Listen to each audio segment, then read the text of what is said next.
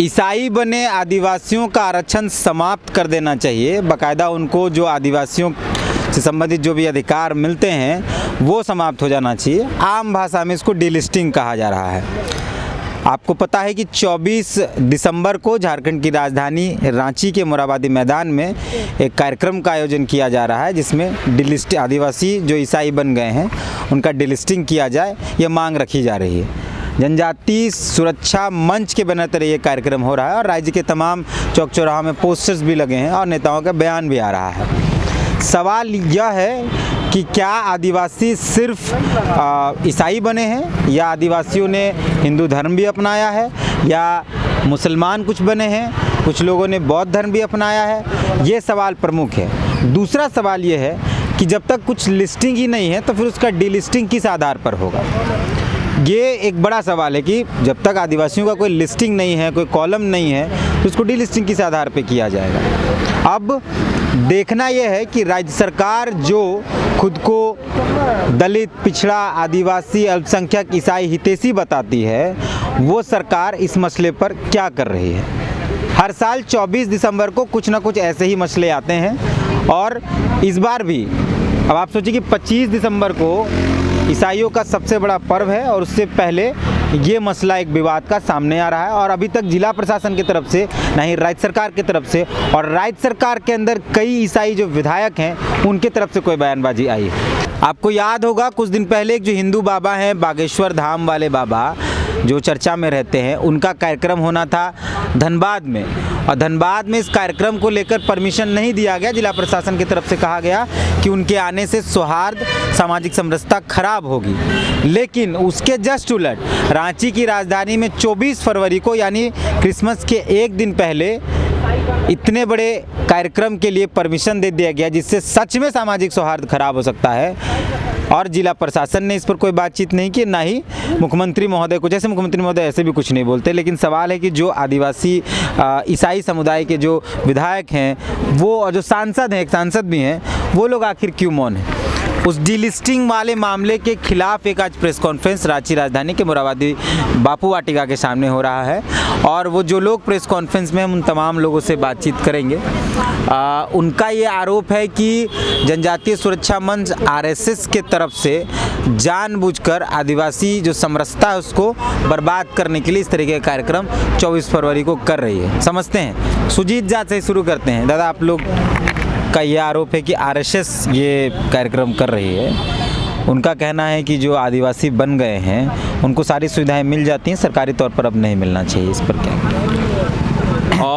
ये जो कार्यक्रम जनजातीय सुरक्षा मंच के द्वारा जो किया जा रहा है, जो 24 दिसंबर को होने जा रहा है, उससे पूर्व मैं कहना चाहूँगा कि जैसा आपने कहा कि ये कार्यक्रम आरएसएस के द्वारा या उनके संगी संगठनों के द्वारा ये किया जा रहा है, ये तो सीधे तौर पे हमें दिखाई दे रहा है, क्योंकि ये मांग आज से नहीं, बहुत दिनों से, और ठीक इसी समय पर जब 25 दिसंबर का दिन आता है उससे पहले ये मांग की जाती है, या तो फिर 5 साल में जैसे चुनाव का समय आता है ये सारी मांगें जो है बार बार उठती है। कहीं ना कहीं हमें ये लगता है इन सारी चीज़ों को देखते हुए कि ये आदिवासी समाज की एकता को तोड़ने के लिए एक बहुत बड़ा प्रयास इनके द्वारा किया जा रहा है, और ये आरएसएस के द्वारा या फिर उनके संगी संगठनों के द्वारा जो ये कार्यक्रम किया जा रहा है, इसके पीछे कहीं ना कहीं हमें जो समझ में आ रहा है 2024 का जो चुनाव है इसको टारगेट किया जा रहा है। जैसे उन्होंने छत्तीसगढ़ में किया, छत्तीसगढ़ में चर्च को तोड़ा गया और हमारे ईसाई समुदाय के बहुत सारे लोगों को जेल में डाला गया, वहाँ भी इसी तरह का मांग किया गया, खासकर डीलिस्टिंग का मांग किया गया। बड़ी बड़ी रैलियाँ दोनों तरफ से हुई और उसके बाद हम लोगों ने ये देख रहे हम लोग कि वहाँ का जो चुनाव का जो ये आया है, परिणाम आया है, वो आज क्या है। तो शायद हमको लगता है, और ये हमें पूर्ण विश्वास भी है कि उसी आधार पर, उसी प्लान के साथ जो है आरएसएस या फिर बीजेपी या फिर उसके संगी संगठन जो है उसी फार्मूला को झारखंड में ये लोग ला रहे हैं और उसको कार्य करने का ये एक मतलब उनका आरंभ है, ताकि उनको 2024 में जो है वो फ़ायदा हो सके। अलविंदा हैं, अलविंदा कई आदिवासी ईसाई विधायक हैं इस सरकार के अंदर, और एक सांसद भी हैं जिम्मेम की तरफ से जो ईसाई समुदाय से आते हैं। अभी तक उनके तरफ से कुछ बातचीत नहीं आ रही, क्योंकि 24 तारीख को जो कार्यक्रम का परमिशन इसी ग्राउंड में दिया गया है, आप लोग कह रहे हैं कि सामाजिक सौहार्द बिगाड़ने की कोशिश की जा रही है, तो जिला प्रशासन ने फिर परमिशन दिया कि सरकार को तो जानकारी होनी चाहिए थी। ये निश्चित तौर पर इसलिए मैं कहूँगा कि ईसाई समुदाय को हमेशा केवल वोट बैंक समझा गया है। ईसाई समुदाय के हित में बात करने वाले कोई भी ऐसा विधायक लीडर नहीं है जो कि उन पर बात करे, उनके जनमुद्दाओं की बात करे, उनकी बिहाफ में खड़ा हो। उनके साथ इस देश और राज्य में लगातार ईसाइयों के साथ में सौतेला व्यवहार होता है। मानो ऐसा होता है कि ईसाई बनना गुनाह है। जब देश संविधान से चलता है, सभी को आर्टिकल 25 में धार्मिक स्वतंत्रता का आज़ादी दिया गया है, जिसके तहत चाहे वो आदिवासी हो, गैर आदिवासी लोग, सभी लोग अपना अपना धर्म का चुनाव करते हैं। तो उसी में मान ले आदिवासी समुदाय से, आदिवासी जनजाति से बहुत सारे लोग ईसाई बन गए, बहुत सारे लोग आदिवासी समुदाय से हिंदू भी बन गए, बहुत सारे लोग जैन भी बन गए, बहुत सारे लोग आपका सिख भी बन गए हैं, बौद्ध भी धर्म को मत मना। जो आदमी को अपने आस्था के अपना अंतर कर से अच्छा लगता है वो करते हैं। तो क्या आप एक सिर्फ आदिवासी से ईसाई बनने वालों को आप टारगेट करेंगे और उन्हीं का आप लिस्टिंग करेंगे? यदि आप में कुबत है जनजातीय सुरक्षा मंच में, तो मैं उससे कहना चाहूँगा कि आप सबसे पहले हिंदू बने लोगों का आप डिलिस्टिंग करें। आप वहाँ जैन बने, सिख बने, सबका लिस्टिंग करें। मुसलमान, आप केवल ईसाई और मुसलमान दो समुदाय टारगेट करते बार बार। तो ये लोग कहीं ना कहीं जब जब चुनाव आता है, आरएसएस बीजेपी से गाइडेड ऐसे ये लोग ऐसे संस्था हैं जो लगातार सिर्फ और सिर्फ आदिवासियों के हित में बात ना करके, उनके जन मुद्दाओं पर बात ना करके, आदिवासियों की एक बहुत बड़ी मुद्दा है, जन मुद्दा है, आदिवासियों की धार्मिक आस्था, धर्म कोड की जब मांग होती है, सरना कोड की मांग होती है, उस पर ये लोग चुप रहते हैं। आप लोग तो बाकायदा रहते हैं, हम लोग हमेशा साथ रहते हैं, लेकिन ऐसे लोग कभी भी आदिवासी का जो बहुत बड़ा मांग है, धर्म कोड की मांग है, ऐसे समय में ये लोग चुप रहते हैं। जब आदिवासी के साथ पूरे देश में, मणिपुर में, चाहे आप छत्तीसगढ़ में, एमपी में बड़ी बड़ी घटना होती है, इस पर ये लोग चुप रहते हैं। इस राज्य बने 23 साल हो गए, आदिवासियों की विकास कैसे होगी, आदिवासियों का उनका हक अधिकार कैसे मिलेगा, इस पर वो बात नहीं करते हैं। लेकिन जब जब चुनाव आता है, ये लोग धर्म को लेके आदिवासी समुदाय में फूट डालो, राज करो की इस नीति को लेकर ये लोग कहीं ना कहीं वोट पोलराइज करने के लिए सरना वोट को और ईसाई वोट को अलग करके ये लोग कहीं ना कहीं बीजेपी के लिए काम करते हैं और आरएसएस के गाइडेड में ये लोग काम करते हैं। और ये लोग निश्चित तौर पर ईसाइयों को अलग करके, आदिवासियों को दो टुकड़ा में करके वोट पोलराइज करके सिर्फ और सिर्फ का फायदा लेना चाहते हैं। इनको आप जीता जाता उदाहरण आप देख सकते हैं, छत्तीसगढ़ में एमपी देख सकते हैं, राजस्थान में देख सकते हैं। तो यही चीज़ ये लोग यहाँ पर झारखंड में भी करना चाहते हैं, वो कभी हम लोग होने नहीं देंगे और कभी भी ऐसा बर्दाश्त नहीं करेंगे कि ऐसे लोग जो आदिवासी के हित में बात ना करके सिर्फ और सिर्फ धर्म के नाम में यहाँ पर तोड़ने और आपसी सौदे बिगाड़ने के काम करते हैं। मैं इसलिए यहाँ की सरकार और यहाँ के प्रशासन से मांग करता हूँ कि अविलंब ऐसे कार्यक्रम को रद्द किया जाए।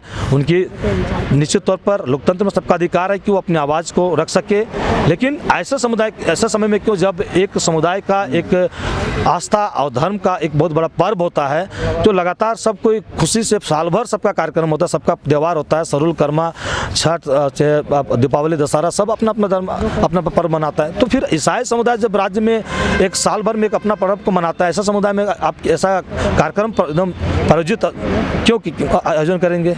मैं सर लोगों से मैं कहना चाहूँगा कि ये लोग निश्चित तौर पर राज्य में विधि व्यवस्था को और राज्य में शांति व्यवस्था को खराब करना चाहते हैं। जो आदिवासी में एक ही माँ बाप से दो बेटा पैदा होते हैं, जो आस्था के नाम पर कोई सरना को मानते हैं, ईसाई को मानते हैं, तो क्या ऐसा थोड़े है कि एक खून का है और उन्हें धर्म के नाम पर आप अलग कर सकते हैं? अगर ऐसा आपका ताकत है तो करके दिखाएं। आप सबका एक ही खून है, एक ही माता पिता से जन्मे हैं, तो क्या उसको अलग कर दीजिएगा?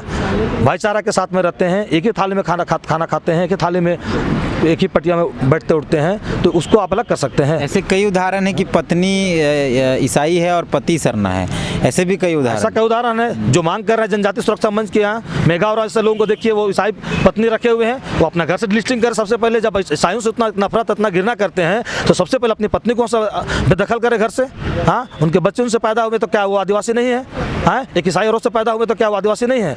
हाँ, तो ऐसे लोग जो कि दोहरा चरित्र के लोग रहते हैं और सिर्फ और सिर्फ धर्म के नाम में कुछ पैसों के चलते लोग आरएसएस बीजेपी से गाइडेड होकर लोग कठपुतली से नाचते रहते हैं। तो मैं ऐसे लोगों से सावधान करने की बात करता हूं और ऐसे लोगों को समाज से इन लोगों को बहिष्कार करने की ज़रूरत है। समाज से चिन्हित करके इन लोगों को ऐसे लोगों को हटाने की ज़रूरत है जो कि समाज को धर्म के नाम पर विद्वेष और तोड़ने का जो काम करते हैं।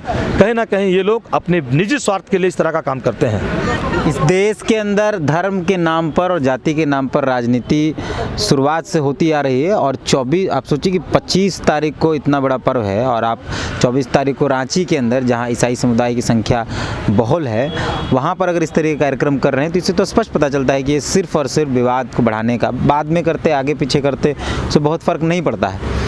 जिला प्रशासन को शायद इस पर सोचना चाहिए कि सामाजिक सौहार्द अगर बिगड़ता है या किसी की व्यक्तिगत आस्था का चोट पहुंचता है इस तरह के कार्यक्रमों से, तो शायद इस पर जिला प्रशासन राज्य सरकार को सोचना चाहिए। क्या आपको भी लगता है कि आरएसएस बीजेपी का राजनीतिक एजेंडा है ये ईसाई वाला मुद्दा? जी हाँ, बिल्कुल हम लोग को लगता है और मैं तो कहना चाहूँगा कि हमारा रहन सहन एक है, हमारा बोली चाल एक है। हम लोग भी वही माड़ भात खाते हैं, माड़ जोड़ चकोड़ जोड़ खाते हैं, मड़ुआ रोटी खाते हैं, फुटकल साग खाते हैं। हमारा रहन सहन, बोली वचन, खेलना कूदना, नाचना गाना सब एक है, बशर्ते आस्था हमारी अलग अलग है। और ऐसा ये लोग हमारा सौहार्द को, जो हमारा मेल प्रेम को, हमारा उठना बैठना को, हमारा सामाजिक कार्यक्रम को ये लोग अलग करने का और ये भ्रमित करने का ये कार्यक्रम करने के द्वारा कर रहे हैं। इस बात पर प्रशासन को विशेष रूप से ध्यान देना चाहिए कि इससे क्या हो सकता है, क्या नहीं हो सकता है। हम लोग विशेष मांग करते हैं कि इस बात को ये लोग खंडित करें, इस कार्यक्रम को रद्द करें और इस पे ये लोग विशेष पहल करें। जी कहा ये जाता है, बीजेपी की तरफ से आरोप है, बाकायदा जो भी बीजेपी से जुड़े लोग हैं वो कहते हैं कि वर्तमान जो हेमंत सोरेन सरकार है वो ईसाइयों की सरकार है, मुसलमानों की सरकार है, तुष्टीकरण की सरकार है, हिंदुओं की सरकार नहीं, सनातन विरोधी सरकार है। ये एक आरोप वर्तमान सरकार पे लगता है। कई विधायक जो हैं वो ईसाई समुदाय से आते हैं, सांसद हैं एक जो वो ईसाई समुदाय से आते हैं, लेकिन इतना बड़ा कार्यक्रम जब हो रहा है तो कैसे इस कार्यक्रम की परमिशन दे दिया गया और बाकायदा ना तो आप लोगों के विधायक की तरफ से और ना ही आपके सांसद की तरफ से कोई बात कही जा रही है इस मसले पर? देखिए, सबसे पहले आपके न्यूज़ के माध्यम से मैं जितने भी हमारे ईसाई मिशनरी जो विधायक हैं, सांसद तो एक ही हैं हमारे राजमहल सांसद, मैं उनसे अपील करना चाहता हूं कि क्योंकि आज सिमडेगा, खूंटी, तोरपा, सिसई है ना, ऐसा विधानसभा में एक मतलब कि ईसाई वोट से ही खासकर वो जीत के आते हैं, चुन के आते हैं और हमारे काफ़ी मतलब कि ईसाई विधायक हैं। लेकिन जब ऐसा सौहार्द जब बिगड़ने का है आशंका है, और देखिए पूर्व में ही मतलब कि बाबा बागेश्वर धाम का जो यहाँ पर कार्यक्रम होना था झारखंड में, प्रशासन और सरकार दोनों को यही आशंका था कि यहाँ का सौहार्द बिगड़ेगा। तो क्या डिलिस्टिंग का जो महारैली करके यहाँ पर भाईचारा का संदेश बांटने के लिए लोग कर रहे हैं, कहीं ना कहीं ये हमारे जो आदिवासी बाकी सरकार तो बोल नहीं रही है। अरे भैया वही ना बोल रहे हैं कि देखिए सरकार नहीं बोल रही, प्रशासन नहीं बोल रही, उनको बाबा बागेश्वर धाम समय लगा कि आशंका है कि स्वार्थ बिगड़ेगा।